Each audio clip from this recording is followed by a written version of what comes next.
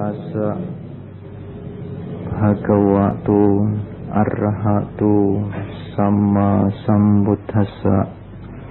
Namo tassa bhagavato arahatu sama sambuddhassa. Namo tassa bhagavato arahatu sama sambuddhassa. Patik rupa desa wasoja pubheja katapunyata atta sama panidija etang manggala mutamanti. Saudara-saudara, kemajuan adalah merupakan keinginan yang alami bagi setiap orang. Tidak ada seorang pun yang tidak menginginkan kemajuan dalam kehidupannya. Demikian juga saudara, dengan berkembangnya sains ilmu pengetahuan dan penggunaan teknologi yang memberikan bermacam-macam kemudahan, yang menyediakan bermacam-macam sarana, maka kemajuan itu menjadi bagian yang sangat tidak mungkin dipisahkan lagi dari kehidupan modern. Saudara-saudara, pada waktu kami para biku di Wihara Mendut menerima kunjungan kehormatan tamu-tamu para bruder dari berbagai-bagai negara pada tanggal 6 Agustus yang lalu. Di antara pertanyaan-pertanyaan yang disampaikan kepada kami, muncul satu pertanyaan yang mungkin saudara sudah sering membaca melalui media-media umum seperti koran dan sebagainya. Pertanyaan itu adalah, apakah pandangan umat Buddha, bagaimanakah pandangan seorang Buddhis terhadap kemiskinan? Bukankah Pangeran Siddhartha sengaja meninggalkan kemewahan untuk membela yang miskin, untuk berjuang demi yang miskin? Bagaimanakah sikap seorang Buddhis dalam dunia, dalam era kemajuan sains dan teknologi ini? Bagaimanakah komitmen umat Buddha terhadap kemiskinan, sebagaimana yang dicontohkan oleh Pangeran Siddhartha?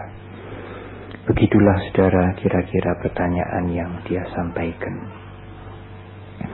Saudara, bukanlah merupakan satu jawaban yang itu-itu saja. Bukanlah merupakan satu ungkapan yang filosofis semata-mata. Tetapi Dhamma cenderung untuk melihat kemiskinan dari aspek yang lebih lengkap. Kemiskinan materi adalah satu kemiskinan yang mungkin tampak pada semua orang atau mudah dikenali. Tetapi kemiskinan mental merupakan satu sisi yang kadang-kadang terlupakan. Beberapa tahun yang lalu, pada waktu Bante Giri memberikan khotbah Wesak, pemerintah bisa membuat statistik berapa puluh juta penduduk Indonesia ini yang masih hidup di bawah garis kemiskinan. Berapa puluh ribu desa yang masih digolongkan sebagai desa yang miskin.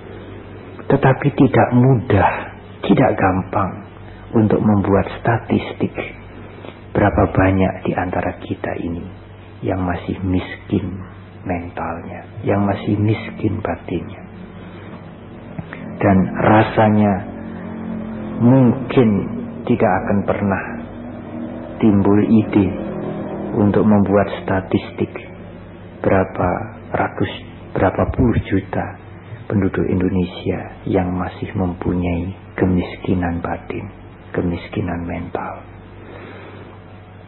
Saudara-saudara, kalau kita melihat dari Dhammapada, apa yang tampak dan apa yang menjadi ekspresi, aktivitas, ucapan dan perbuatan kita sesungguhnya merupakan cetusan dari pikiran kita.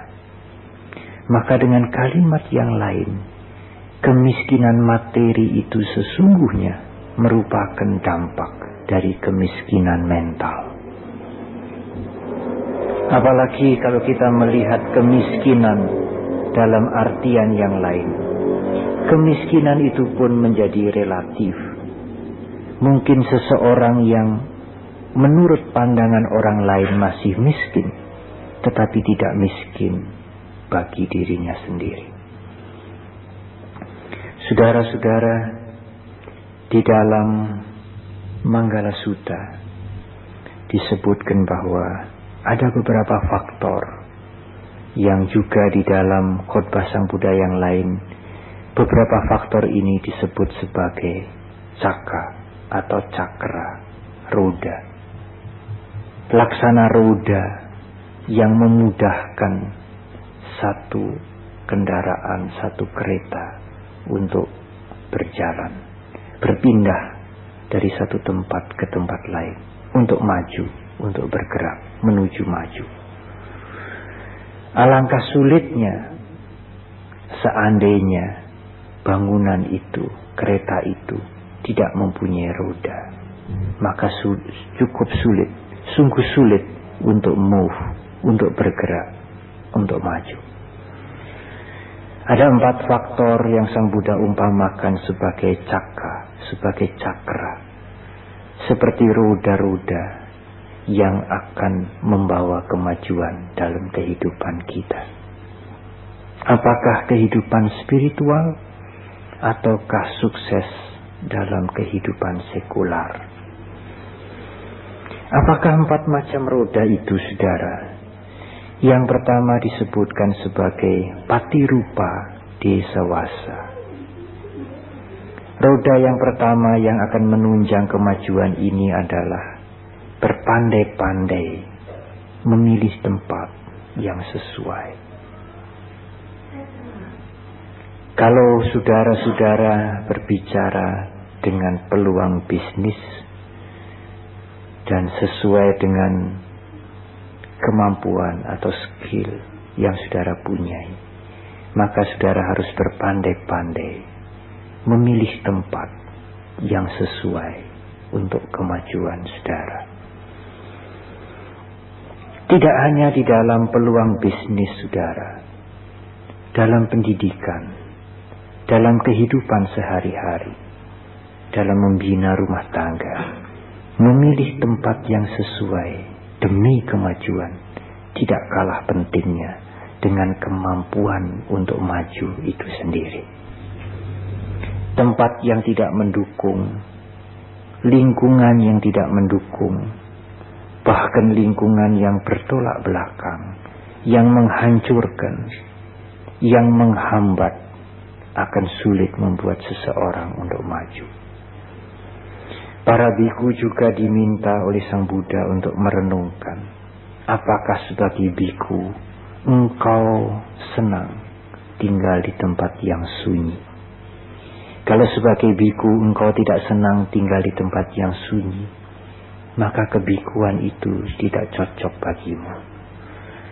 Atau kalau sebagai biku engkau tidak mampu menemukan tempat yang tepat, tempat yang sunyi, yang menunjang kehidupan kebikuan, maka kebikuan itu akan menjadi gagal. Saudara-saudara, patirupa desawasa, berpandai-pandai memilih tempat yang sesuai. Di dalam penjelasan-penjelasan disebutkan, tempat yang sesuai adalah tempat yang memberikan kesempatan seseorang untuk mengenal nilai-nilai Dhamma. Tempat di mana moral dihargai, tempat di mana sila dihargai, tempat di mana masyarakat di sekitar tempat itu mengerti manfaat berbuat kebajikan dan mengerti bahaya melakukan kejahatan. Kondisi atau tempat seperti itu sesungguhnya tempat yang memungkinkan kita untuk maju. Baik maju secara mental, demikian juga maju secara sekular. Roda yang kedua adalah sapurisa upasaya. Sapurisa upasaya artinya berhati-hati memilih teman bergaul. Ini adalah terjemahan yang sangat bebas. Sapurisa upasaya, terjemahan yang singkat adalah bergaul dengan sapurisa, manusia-manusia, orang-orang yang mempunyai sifat-sifat luhur. Sapurisa adalah manusia yang luhur. Bergaul dengan mereka yang mempunyai pandangan luas. Bergaul dengan mereka yang mempunyai keuletan. Bergaul dengan mereka yang memegang satu prinsip adalah memberikan inspirasi yang tiada henti-hentinya bagi kita. Kita semua belum mencapai Arya Pugala, saudara. Tidak ada di antara kita rasanya yang sudah mencapai Sotapanna atau lebih. Maka teman, maka orang-orang yang patut menjadi sumber inspirasi bagi kita tidak kalah pentingnya. Bukankah Sang Buddha sudah cukup, Bante? Iya, tetapi Sang Buddha terlalu jauh, saudara. Bahkan kadang-kadang Sang Buddha sudah menjadi abstrak. Kalau saudara-saudara kita umat Katolik mempunyai pimpinan tertinggi Sri Paus, demikian juga kelompok-kelompok agama lain mempunyai pimpinan-pimpinan spiritual, maka secara alami hal itu memang dibutuhkan. Kalau seseorang gagal menemukan guru spiritual, menemukan kalyanamita, maka secara alami kebutuhannya itu akan mendapatkan pemenuhan yang kadang-kadang tidak tepat. Saudara-saudara mungkin beberapa waktu yang lalu pernah mendengar suara Sai Baba, pernah mungkin mendengarkan suara dahulu pernah yang dikenal sekali seorang yogi yang tinggal di Amerika dan sebagainya. Kemudian biku-biku yang katanya bisa membuat miracle, keajaiban dan sebagainya. Dan itu menarik sekali bagi masyarakat. Kalau kita melihat sebagai kewajaran, maka fenomena itu sesungguhnya kewajaran. Manusia membutuhkan contoh yang konkret. Karena figur Yesus, karena figur Buddha Gautama sudah terlalu jauh, sehingga mereka membutuhkan figur-figur yang konkret, yang bisa mereka datang dan dekat dan kontak dan mendapatkan inspirasi-inspirasi yang baru. Saudara-saudara, di dalam salah satu cakra roda yang membawa kemajuan, Sang Buddha juga mengakui fenomena ini. Bergaul dengan mereka yang mempunyai sifat luhur, manusia-manusia luhur, sapurisa upasaya, merupakan faktor yang memberikan dorongan, yang menjadi sumber inspirasi yang terus-menerus, yang bisa membawa kemajuan baik mental kita, demikian juga kehidupan kita secara keseluruhan. Saudara-saudara, roda atau cakra yang ketiga adalah Atta sama Paniti.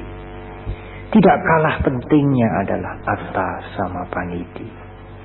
Atta sama Paniti, Sang Buddha mengisyaratkan kepada kita, kemajuan tidak lepas dari kemampuan. Kemajuan tidak lepas dari skill, kecakapan kita. Atta sama Paniti artinya, berusahalah kita sekuat tenaga, mempunyai pengetahuan dan melakukan hal-hal yang bermanfaat untuk diri kita. Atta sama Paniti. Kalau Anda mengabaikan, tidak mempunyai usaha dan tidak mempunyai kegigihan untuk mempunyai tidak sekedar pengetahuan, tetapi melatih sehingga mempunyai kemampuan, dan kemudian menggunakan kemampuan itu untuk melakukan sesuatu yang bermanfaat untuk kepentingan diri Anda, jangan harap Anda akan menikmati keberhasilan, kesejahteraan, atau kemajuan dalam kehidupan Anda. Saudara-saudara, umat Buddha atau agama Buddha sering disalah mengertikan dengan bahwa ajaran Sang Buddha itu tidak menjanjikan bantuan. Bahwa agama Buddha itu tidak menjanjikan pertolongan. Bahwa agama Buddha itu tidak menjanjikan keselamatan dalam artian yang tertinggi atau keberhasilan dalam artian yang simpel. Saudara-saudara, sebagaimana layaknya agama-agama lain, demikian juga agama Buddha. Bukan tidak ada jalan keselamatan, bukan tidak ada pertolongan, bukan tidak ada bantuan. Tetapi jalan keselamatan, pertolongan, dan bantuan itu di dalam agama Buddha sebagai satu sistem yang berbeda dengan yang lain. Bukan persoalannya tidak ada, tetapi sistem, cara yang berbeda. Saudara-saudara, kalau mungkin di kepercayaan lain mengumpamakan manusia ini sedang sengsara, sedang jatuh ke dalam lubang penderitaan, seperti seolah-olah di tengah-tengah samudra raya, atau masuk di dalam lubang sumur, maka tidak mungkin akan berusaha sendiri untuk selamat dari gelombang lautan itu. Maka adalah sangat tidak mungkin untuk mendaki tebing sumur dan kemudian naik dengan usaha sendiri. Bantuan pasti diperlukan. Dan apakah agama Buddha menjanjikan bantuan? Apakah agama Buddha mengulurkan tambang ke dalam sumur yang dalam itu? Apakah agama Buddha mengulurkan tangan untuk menarik kita-kita yang terombang-ambing di lautan samsara itu? Bukankah agama Buddha menyerahkan kepada kita sendiri untuk mencari keselamatan sendiri-sendiri? Saudara-saudara, penafsiran seperti itu sangat tidak benar.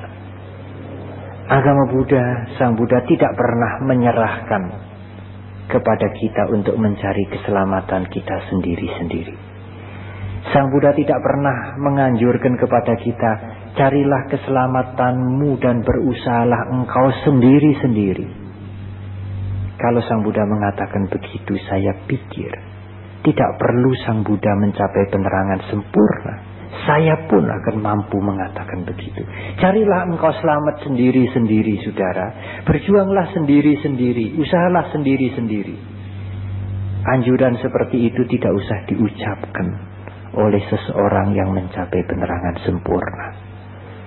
Siapapun bisa mengucapkan seperti itu, termasuk mereka mungkin yang tidak pernah mengenal pendidikan. Usahalah sendiri-sendiri, saudara.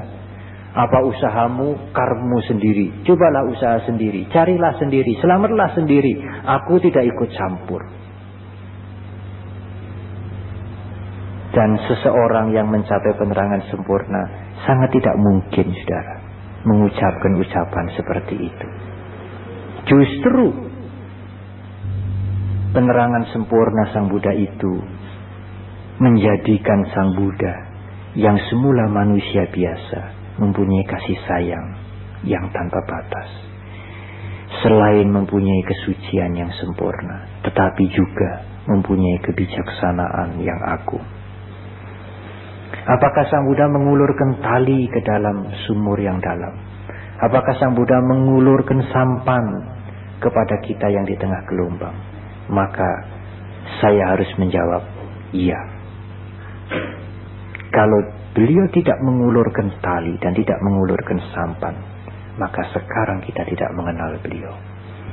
Dan beliau bukan yang telah mencapai penerangan sempurna. Tetapi saudara, tali adalah tali dan sampan adalah sampan. Tali dan sampan yang diulurkan tidak menjanjikan keselamatan kalau Anda tidak berjuang untuk memegang tali dengan erat-erat dan kemudian naik dengan bantuan tali itu. Sampan itu tidak menjanjikan keselamatan kalau Anda tidak berusaha untuk merebut sampan itu dan kemudian naik ke atas sampan itu, mengikuti petunjuk supaya Anda bisa selamat. Apakah dengan tali yang diulurkan dan sampan yang diulurkan kemudian miracle bisa terjadi? Keajaiban bisa terjadi? Kemudian Anda diselamatkan dengan begitu mudah. Saudara-saudara, dhamma yang diajarkan oleh Sang Buddha itulah tali. Dhamma yang diajarkan oleh Sang Buddha itulah sampan. Dhamma itulah perisai. Dhamma itulah sumber semangat yang pada saat-saat kita menjadi malas, menjadi lengah, menjadi jenuh. Dhamma itu seperti sumber semangat yang kemudian memompa semangat kita. Sang Buddha menunjukkan bagaimana kita harus berusaha. Ya, memang kita harus berjuang sendiri. Bukan orang lain yang berjuang untuk kita, tetapi Sang Buddha menunjukkan dan mendorong kita dengan satu sistem yang sangat jelas bagaimana kita harus berjuang untuk mencapai tujuan keselamatan itu. Saudara-saudara, oleh karena itu Atthasama Paniti merupakan faktor yang sama sekali tidak mungkin dan tidak bisa dihindari. Saudara-saudara masih muda sebagian besar, atau mungkin 99,9% kecuali Romo Pomo, semuanya masih muda. Bahkan mungkin hampir semuanya belum berkeluarga. Berusahalah saudara untuk menggunakan waktu saudara mulai sekarang, mencari pengetahuan dan kemudian membekali diri saudara dengan latihan sehingga memperoleh kemampuan demi kepentingan dan kemajuan saudara. Jangan harapkan miracle saudara.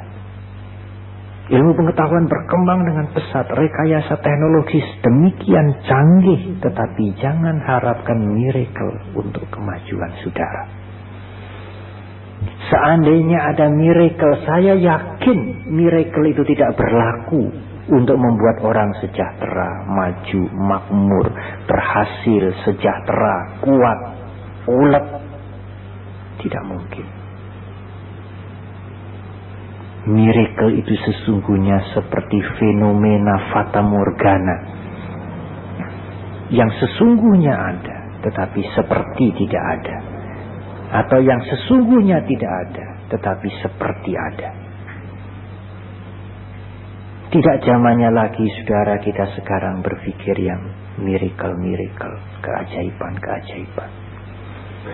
Dan umumnya miracle itu hanya terlintas pada pikiran-pikiran kita semua pada saat-saat kita sengsara, pada saat-saat kita gagal, pada saat-saat kita tidak berhasil, pada saat-saat kita kecewa. Disitulah kemudian timbul miracle.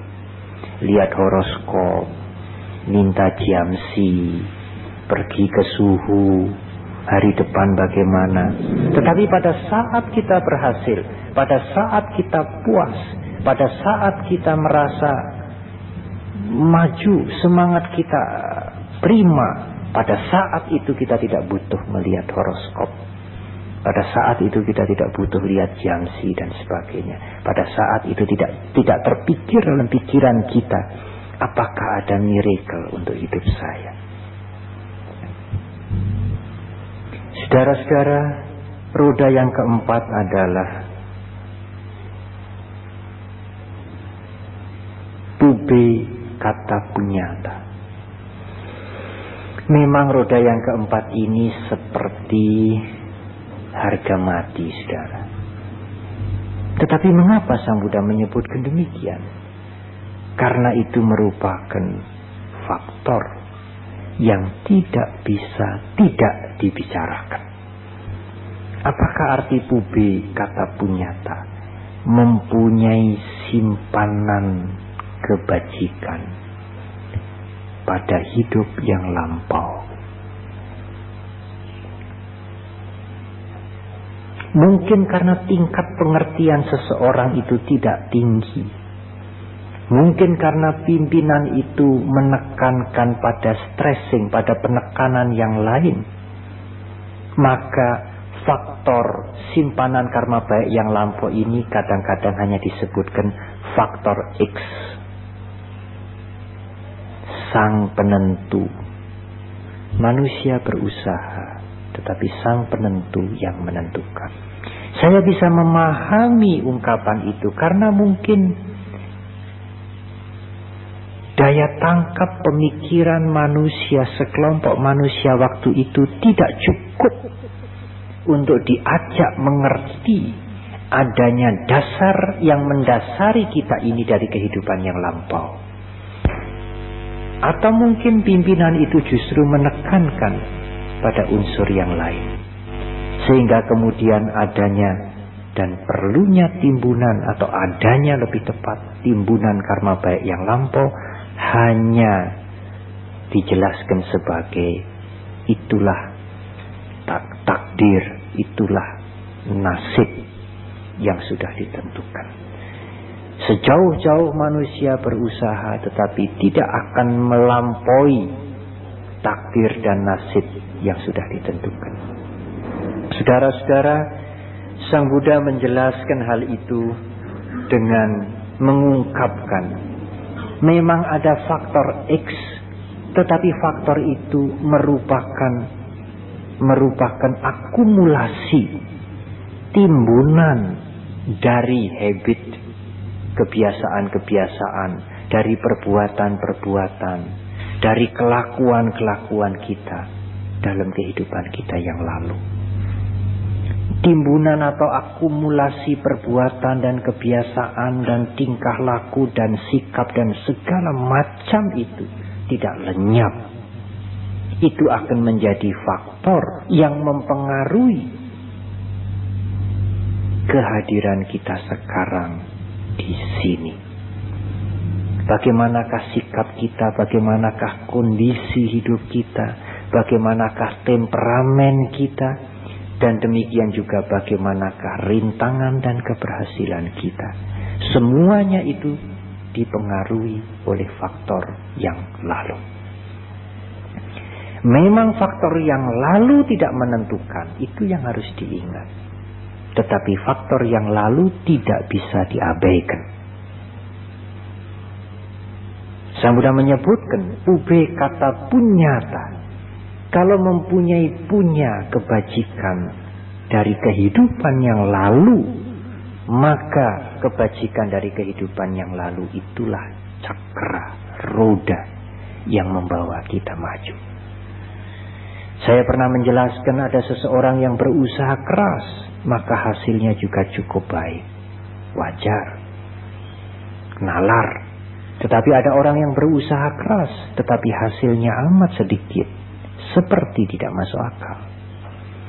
Ada orang yang berusaha semampunya saja, atau tidak pada kapasitas atau kemampuan yang penuh, tetapi hasilnya sangat banyak, seperti juga tidak nalar. Tetapi juga ada mereka yang berusaha setengah-setengah, hasilnya juga setengah-setengah, masuk akal. Ada 4 tipe, ada 4 macam. Mereka yang berhasil sungguh-sungguh dengan hasil mereka yang berusaha sungguh-sungguh dengan hasil yang maksimal, mereka yang berusaha sungguh-sungguh dengan hasil minimal, mereka yang berusaha minimal dengan hasil minimal, tetapi juga ada yang berusaha minimal dengan hasil maksimal. Faktor apakah yang menyebabkan ini? Faktor X itu yang menyebabkan. Faktor karma atau akumulasi dari kehidupannya, dari aktivitasnya, dari habitnya, dari tingkah lakunya, dari kehidupannya yang lampau. Faktor itu tetap mempengaruhi saudara keberadaan dan kehadiran dan jalan hidup kita sekarang. Sebaliknya saya harus mengingatkan, atas sama panidi melakukan hal-hal yang bermanfaat bagi kepentingan saudara sekarang, akan bermanfaat sekarang, sekaligus akan merupakan faktor yang akan mempengaruhi kehidupan saudara kelak. Itulah dua sisi pisau yang sangat tajam dari perbuatan baik. Selain memberikan pengaruh yang positif, yang nyata pada kehidupan kita sekarang, kebaikan itu merupakan timbunan, merupakan simpanan bagi kehidupan kita kemudian. Tube kata punyata, kebajikan yang merupakan faktor dari kehidupan yang lampau, yang berpengaruh pada kehidupan kita sekarang, juga mempengaruhi kita waktu kita masih hidup yang lampau itu. Tidak ada perbuatan yang hanya memberikan manfaat separuh atau satu sisi. Kejahatan pun akan mempengaruhi mental kita dan kehidupan kita sekarang, juga akan mempengaruhi kehidupan kita kemudian. Saudara-saudara, inilah 4 macam cakra atau roda yang ditunjukkan Sang Buddha, dan sekaligus Sang Buddha menyatakan alangkah bahagianya mereka-mereka yang mengenal ini dan berusaha untuk mempunyai roda-roda ini. Memiliki roda-roda ini sesungguhnya berkah termulia. Bupati rupa desa Wasoja, tinggal di tempat yang sesuai. Pati rupa desa Wasoja, Pubeja kata punyata, mempunyai simpanan karma-karma baik yang lampau. Atas sama panitija, melakukan hal-hal yang bermanfaat. Etang manggala mutamang, inilah berkah termulia. Sedangkan sapurisa upasaya sesungguhnya merupakan kalimat lain dari bergaul dengan mereka yang bijaksana. Panditanan jasewana, asewana cepalanang, panditanan jasewana. Saudara-saudara, harapan saya mudah-mudahan apa yang saya sampaikan ini bisa mengingatkan saudara dan mendorong saudara. Kesulitan apapun yang saudara hadapi sekarang sebagai pemuda, sebagai mahasiswa, tidak banyak saudara, dan tidak berat. Oleh karena itu, mumpung saudara masih belum disibukkan menghadapi kesulitan-kesulitan yang berat, gunakanlah kesempatan saudara untuk belajar Dhamma, menambah pengetahuan semaksimal mungkin, melatih melakukan sesuatu yang bermanfaat sehingga mempunyai kemampuan yang baik. Karena saudara, setelah saudara terjun di masyarakat sebagai anggota masyarakat yang penuh, berdiri sendiri apakah membujang ataukah berkeluarga, saudara akan menghadapi bermacam-macam masalah kelak kemudian yang mungkin tidak pernah saudara bayangkan sekarang. Saudara-saudara, memang banyak mereka yang ingin maju hidupnya, tetapi tidak menggunakan roda-roda yang seperti ini. Dia menggunakan roda yang lain. Banyak orang yang ingin maju dengan tidak segan-segan menyusahkan yang lain, dengan tidak segan-segan menghancurkan yang lain, dengan tidak peduli dengan kesejahteraan yang lain. Memang ini roda-roda juga yang membawa kemajuan, tetapi roda-roda yang juga berbahaya bagi dirinya sendiri. Tanpa bekal pengetahuan yang cukup, seseorang bisa saja mencari kemajuan dengan berjalan di atas bangkai-bangkai teman-temannya yang lain, yang mungkin dulu akrab, yang mungkin dulu sangat dekat sekali, yang bahkan mungkin saudaranya sendiri. Tetapi demi kemajuan dalam arti yang sempit, tidak jarang dia mengorbankan semuanya itu.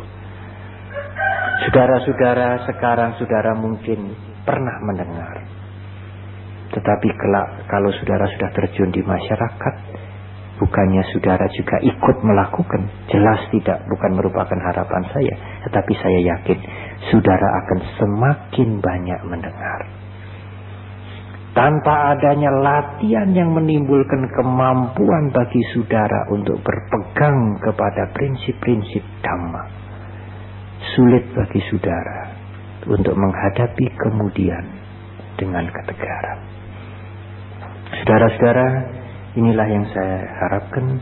Semoga saudara mempunyai 4 cakra atau roda ini, berpandai-pandai memilih tempat tinggal yang sesuai.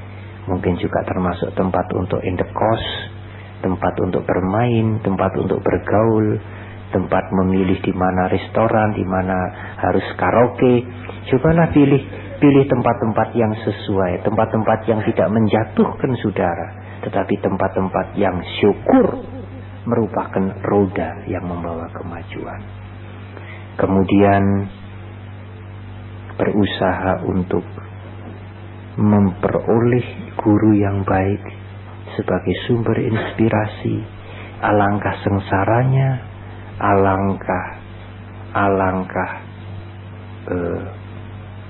tidak lengkapnya kalau saudara-saudara sampai sama sekali tidak mempunyai guru spiritual, sama sekali tidak mempunyai teman seperjalanan yang baik, yang bisa membimbing dan memberikan sumber inspirasi bagi saudara. Kemudian berjuang dengan keras, melakukan hal-hal yang bermanfaat. Karena kalau kebaikan dilakukan berkali-kali, sesuatu yang dilakukan berkali-kali akan menjadi satu habit. Dan habit itu akan menjadi sifat yang lain. Dan syukur kalau memang dalam kehidupan yang lampau, saudara cukup mempunyai timbunan punya kiriya kebajikan. Seandainya tidak, marilah kita menimbun mulai sekarang, sehingga timbunan kita sekarang akan menjadi faktor yang baik bagi kehidupan kita kemudian. Dan inilah berkah harus diterjemahkan di dalam pengertian agama Buddha. Semoga apa yang saya sampaikan ini bermanfaat bagi saudara, dan semoga saudara memperoleh kemajuan. Semoga Sang Triratna selalu memberkahi kita. Sabi sata bhavantu sukhita. Terima kasih.